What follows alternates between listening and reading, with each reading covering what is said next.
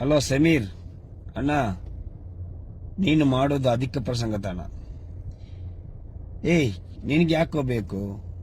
14 ವರ್ಷ ಇತ್ತು. ಅದನ್ನು ನೋಡ್ಲಿಕ್ಕೆ ಅವರ ಸಂಘ ಪರಿವಾರ ಇದ್ದಾರೆ, ಅವರ ದೊಡ್ಡ ದೊಡ್ಡ ಲೀಡರ್ಸ್ಗಳಿದ್ದಾರೆ, ಅವರ ಜನ ಇದ್ದಾರೆ, ಅವರು ಹೋರಾಟ ಮಾಡ್ತಾ ಇದ್ದಾರೆ. ನೀನು ನಮ್ಮದು ನೋಡು. ನಮ್ಮ ಸಮುದಾಯದಲ್ಲಿ ಎಷ್ಟೋ ಮರ್ಡರ್ ಆಗಿದೆ, ಎಷ್ಟೋ ಹೆಣ್ಣು ಮಕ್ಕಳ ಮರ್ಡರ್ ಆಗಿದೆ, ನ್ಯಾಯ ಸಿಗ್ಲಿಲ್ಲ. ಎಷ್ಟೋ ಗಂಡು ಮಕ್ಕಳ ಮರ್ಡರ್ ಆಗಿದೆ, ನ್ಯಾಯ ಸಿಗ್ಲಿಲ್ಲ. ಹೋರಾಡ್ತಾ ಇದ್ದಾರೆ ಪಾಪ, ಅವರಿಗೆ ಇದುವರೆಗೂ ನ್ಯಾಯ ಸಿಗ್ಲಿಲ್ಲ. ಅದನ್ನೊಂದು ವಿಡಿಯೋ ಮಾಡಿ ಹಾಕು. ಈ ಮುಗಿದೋದ ಕಥೆಯನ್ನು ಈಗ ನೀವು ವಿಡಿಯೋ ಮಾಡಿ ವೈರಲ್ ಮಾಡಲಿಕ್ಕೆ, ನೀನು ಹಣ ಸಂಪಾದನೆ ಮಾಡಲಿಕ್ಕೆ ನೀವು ಸಿಕ್ಕಿದ್ದೀದಾ? ನಿನಗೆ ಯಾಕೋ ಬೇಕು ಅವರ ಧಾರ್ಮಿಕ ಕ್ಷೇತ್ರ ವಿಷಯ? ಅದು ಉದಾಹರಣೆಗೆ ನೀನು ಹೇಳ್ತೀಯ, ಒಂದು ಗೌಡ್ರ ಕುಟುಂಬ ಉಂಟು, ಅವರ ಕುಟುಂಬದಲ್ಲಿ ಅಲ್ಲಿ ನಡೆದದ್ದು ಅಂತ ಲೈವ್ ಆಗಿ ನೀನು ಮಾಡ್ತೀಯ. ನಿನ್ನ ಹತ್ರ ಏನು ಪ್ರೂಫ್ ಇದೆ?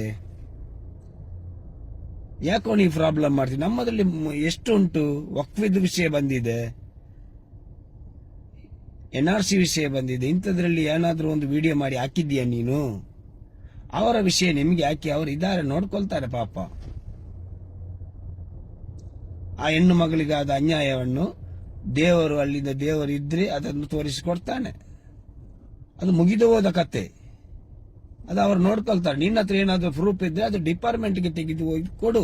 ಈಗೀಗ ನನ್ನ ಹತ್ರ ಈ ಗೌಡ್ರ ಕುಟುಂಬನೇ ಮಾಡಿದ್ದಾರೆ ಅಂತ ಹೇಳಿ ಏನಾದ್ರೂ ಪ್ರೂಫ್ ಇದ್ರೆ ಅವ್ರಿಗೆ ಕೊಡು.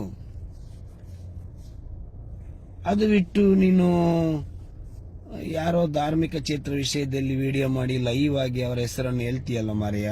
ನಿನ್ನ ಹತ್ರ ಏನು ಪ್ರೂಫ್ ಇದೆ? ಪ್ರೂಫ್ ಮಾಡಿಕೊಡು. ಯಾಕೆ ಪ್ರಾಬ್ಲಮ್ ಮಾಡ್ತೀಯ? ನಮ್ದು ಎಷ್ಟೋ ಮಸೀದಿಗಳ ವಿಷಯ ಉಂಟು, ಅದನ್ನು ಒಂದು ಮಾಡಿ ಹಾಕು. ಅದು ಬಿಟ್ಟು ಅವರ ಧಾರ್ಮಿಕ ಕ್ಷೇತ್ರ ವಿಷಯದ್ದು ಅವರೇ ಮಾಡಿದ್ದಾರೆ, ಅವರ ಕುಟುಂಬವೇ ಮಾಡಿದ್ದು ಅಂತ ನಿನ್ನ ಹತ್ರ ಏನು ಪ್ರೂಫ್ ಉಂಟು? ಯಾಕೆ ಎಲ್ಲರಿಗೆ ತೊಂದರೆ ತಂದಾಗ್ತೀಯಾ? ನಿನ್ನಿಂದಾಗಿ ಏನೇನು ಪ್ರಾಬ್ಲಮ್ ಆಗ್ಬಹುದು. ನೀನು ನಿಮ್ಮ ಯೂಟ್ಯೂಬ್ ಅಲ್ಲಿ ನಿನಗೆ ಹಣ ಬರಬೇಕು, ಆ ಉದ್ದೇಶದಿಂದ ನೀನು ವೈರಲ್ ಮಾಡಲಿಕ್ಕೆ ಮಾಡಿದ್ದೀಯಾ? ನಿನಗೆ ಅದು ಅಗತ್ಯ ಇಲ್ಲ. ಅದು ಮಾಡಲಿಕ್ಕೆ ತುಂಬಾ ಜನ ಇದ್ದಾರೆ, ಅವರು ಮಾಡ್ತಾರೆ, ಬಿಡು. ಅದು ಬಿಟ್ಟು ನಿನಗೆ ಯಾಕೆ ಮುಗಿದೋದ ಕತೆ? ಈಗ ನೀನು ಯಾಕೆ ಮಾಡಬೇಕಾಗಿತ್ತು? ಮಾಡಬೇಕಾದ್ರೆ ಮೊದಲೇ ಮಾಡಬೇಕಾಗಿತ್ತಲ್ವ ಮಾರಾಯ. ಈ ಸಂದರ್ಭದಲ್ಲಿ ನೀನು ಯಾಕೆ ಎಲ್ಲರಿಗೆ ತೊಂದರೆ ಕೊಡ್ತೀಯಾ? ತಪ್ಪಲ್ವ ನೀನು ಮಾಡೋದು? ತಪ್ಪು ಅಂತ ಒಂದು ವಿಡಿಯೋ ಹಾಕು. ನಾನು ಮಾಡಿದ್ದು ತಪ್ಪು ಅಂತ ಒಂದು ವಿಡಿಯೋ ಮಾಡಿ ಹಾಕು. ಓಕೆ.